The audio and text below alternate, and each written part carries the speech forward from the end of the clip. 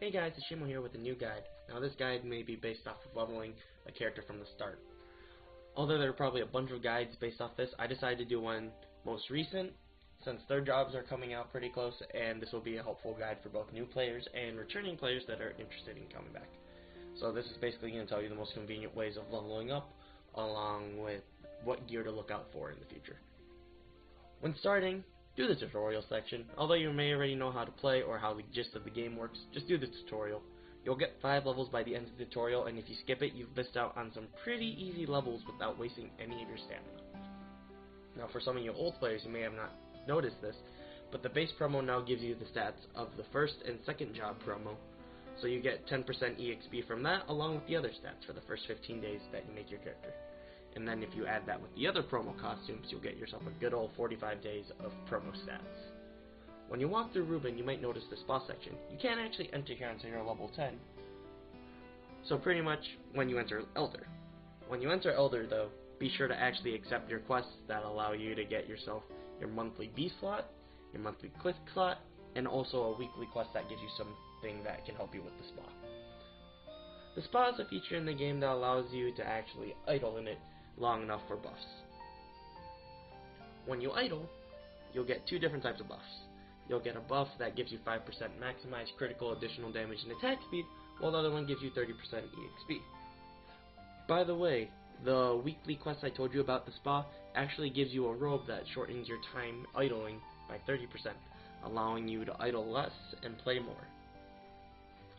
Also, if you click on the bottom left, you'll notice that there's this system known as Relax EXP. What this system is that basically when you idle here, you will get EXP based off how much you have already currently played. Now this is fixed amount of EXP depending on your level, so the higher level you are, the more EXP it's actually worth. Also, some extra EXP tactics that you can get is that if you can get yourself into a guild that has at least level 5 in the bonus EXP category, you get 15% more bonus EXP. And also, if you know anyone that actually keeps playing this game, and your account doesn't have a level 70 character, you'll be eligible to be part of the pupil and mentor system that gives you some extra bonus EXP and rewards until level 70. But let's face it, if you're playing Elsword, no one else is playing this.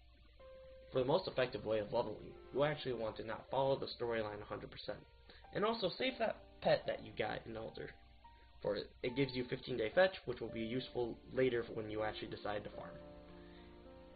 Instead, do dungeons within your level range, and some of the storyline for some quick ED and EXP here and there, and equip random gear that drops from the dungeons, so therefore you don't have to worry about level range or stats until you get later on.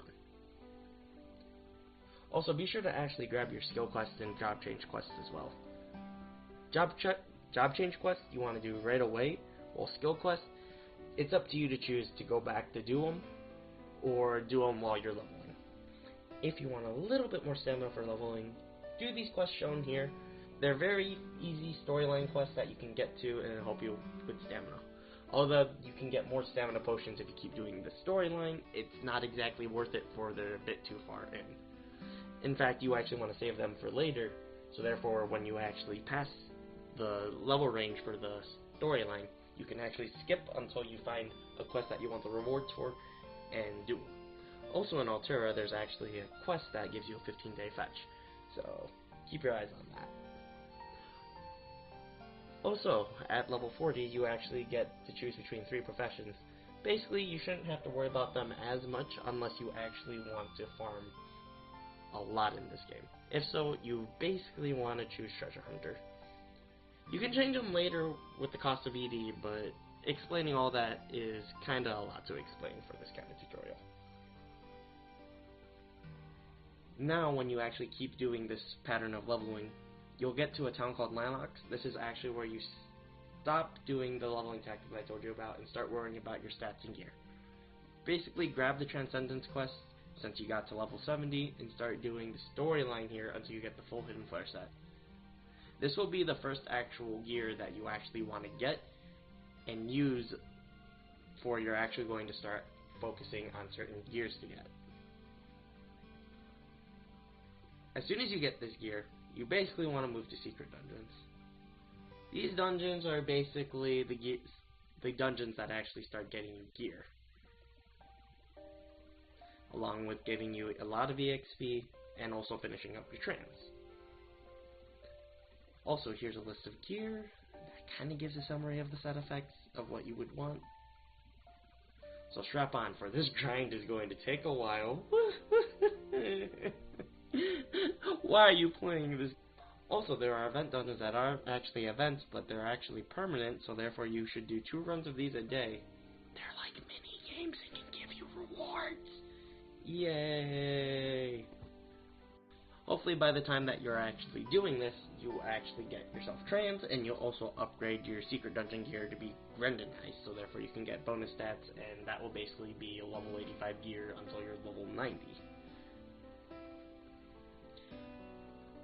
Also, if you have extra barrier fragments, you can actually throw them at this tree in Elysian.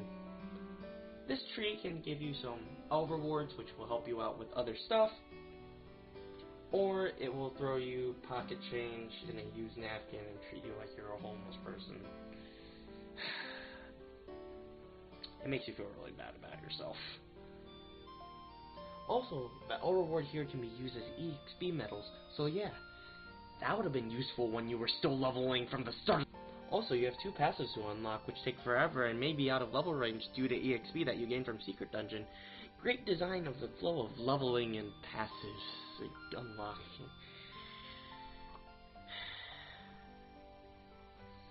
When you reach level 90, you can continue to keep doing SDs till you've capped up or do heroics and Henry for better gear.